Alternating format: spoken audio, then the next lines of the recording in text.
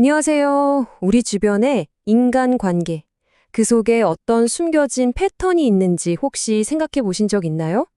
오늘은 바로 그 관계의 지도를 읽는 법, 사회 연결망 분석의 세계로 여러분을 한번 초대해 보려고 합니다. 네, 바로 이 질문에서 모든 게 시작됩니다. 어쩌면 정답은 개개인이 아니라 그 사람들 사이에 보이지 않는 연결에 숨어 있을지도 모르죠. 자, 그럼 본격적으로 한번 들어가 볼까요? 좋습니다. 그럼 가장 근본적인 질문부터 시작해 볼게요. 도대체 네트워크라는 게 뭐고, 그 안에 있는 이 연결들이 어떻게 그렇게 강력한 힘을 갖게 되는 걸까요?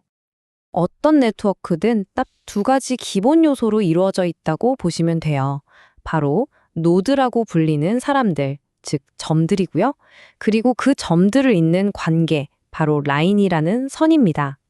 이 두 단어는 앞으로 계속 나올 거니까 기억해 두시면 좋습니다. 이 연결이라는 게 왜 그렇게 중요하냐면요. 이게 개인 차원과 그룹 차원에서 각각 다른 힘을 발휘하기 때문이에요. 개인에게는 더 많은 연결이 곧 더 많은 정보, 더 큰 영향력으로 이어질 수 있고요.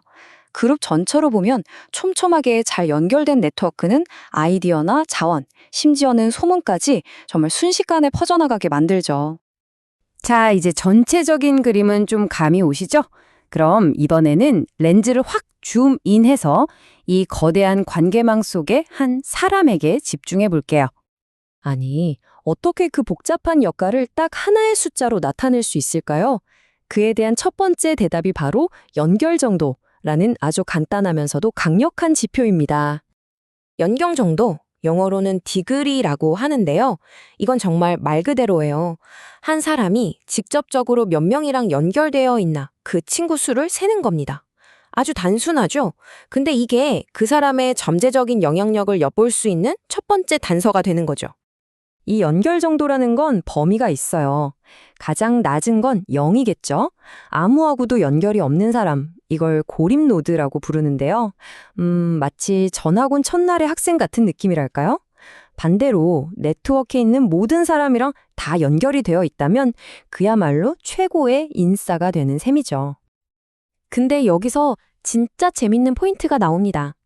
모든 연결이 다 똑같은 게 아니라는 거예요. 바로 방향이 있다는 거죠. 다른 사람에게서 나한테로 오는 연결? 그러니까 내양 연결이 많다는 건 뭘까요? 네, 인기가 많다는 뜻이죠. 반면에 내가 먼저 다른 사람에게 다가가는 외양 연결이 많다면 그건 그 사람이 굉장히 적극적이고 활발하다는, 즉 개방성을 보여주는 척도가 됩니다. 그러니까 단순히 친구가 많다는 것과 인기가 많다는 건 미묘하게 다를 수 있다는 거예요. 정말 흥미롭죠? 자, 그러니까 핵심은 이겁니다. 이 연결 정도라는 단순한 숫자 하나가 그저 친구가 몇 명이냐를 넘어서 한 개인이 이 그룹 안에서 얼마나 활동적인지 또 얼마나 중심에 설 수 있는 잠재력을 가졌는지를 보여주는 아주 중요한 신호라는 거죠. 자, 이제 다시 줌아웃 해볼까요? 개인을 봤으니 이제는 그룹 전체를 한번 보겠습니다. 우리가 보통 저 팀은 분위기가 참 끈끈해 라거나 좀 흩어져 있는 느낌이야 라고 말하잖아요. 이런 추상적인 느낌을 과연 숫자로 측정할 수 있을까요? 도대체 어떤 그룹은 끈끈하다고 느끼고 또 어떤 그룹은 서로 잘 모르는 것 같다고 느끼는 걸까요? 그 비밀을 푸는 열쇠가 바로 그룹 전체의 연결성을 측정하는 밀도라는 개념에 있습니다. 밀도, 덴서티, 이건 뭐냐면요. 이 그룹에서 이론적으로 만들어질 수 있는 모든 관계 중에서 실제로 얼마나 많은 관계가 형성되어 있는지를 보여주는 비율이에요. 뭐랄까, 그룹의 응집력에 대한 성적표 같은 거죠. 만약에 밀도가 1이다. 이건 최고점이죠. 그 그룹에 있는 모든 사람이 서로 다 연결되어 있다는 뜻이에요. 마치 작은 동네 파티에 갔는데 모든 사람들이 서로 다 아는 사이인 그런 상황인 거죠. 이 그룹이 얼마나 끼리끼리 뭉쳐 있는지를 한눈에 보여주는 아주 직관적인 지표입니다. 그리고 밀도랑 같이 보면 더 재미있는 게 바로 이 군집화 또는 이행성이라는 개념이에요. 이건 아주 간단합니다. 내 친구들은 내 친구들끼리도 친구일 가능성이 높다. 바로 이 경향을 말하는 거예요. 이런 현상이 많으면 네트워크가 자연스럽게 여기저기 작은 덩어리들로 뭉치는 모습을 보이게 됩니다. 자, 그럼 이게 대체 왜 중요할까요? 바로 이 지점 때문입니다. 밀도가 높고 이렇게 군집화가 잘 된 그룹에서는요, 정보나 신뢰가 퍼지는 속도가 정말 믿을 수 없을 만큼 빨라집니다. 굳이 여러 단계를 거칠 필요가 없으니까요. 자, 이제 마지막으로 렌즈를 최대한 넓게 네트워크 전체를 조망해 보겠습니다. 한 사람, 한 그룹을 넘어서 이 거대한 구조 전체를 가로질러 정보나 아이디어가 어떻게 또 얼마나 빨리 퍼져나가는 걸까요? 어떤 아이디어가 네트워크의 이쪽 끝에서 저쪽 끝까지 어떻게 전달될까요? 이 질문에 답하기 위해 우리는 경로와 거리라는 개념을 이해해야 합니다.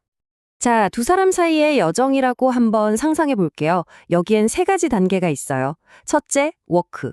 이건 그냥 막 가는 거예요. 갔던 길 또 가고 헤매고 중복도 허용되는 모든 여정이죠. 둘째, 경로. 이건 좀 더 똑똑해졌어요. 중복 없이 깔끔하게 가는 길입니다. 그리고 마지막, 최단 경로 거리. 이게 바로 핵심인데요. 우리가 내비게이션 켜면 나오는 최단 거리 있죠? 바로 그거예요. 두 사람을 잇는 가장 효율적인 길입니다.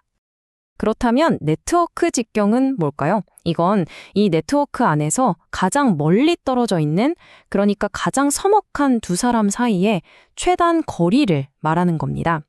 이 직경이 크다는 건 소문 하나가 전체에 다 퍼지려면 그만큼 시간이 오래 걸릴 수 있다는 걸 의미하죠. 네트워크가 얼마나 넓게 퍼져 있는지를 보여주는 척도예요. 네, 핵심은 바로 이겁니다.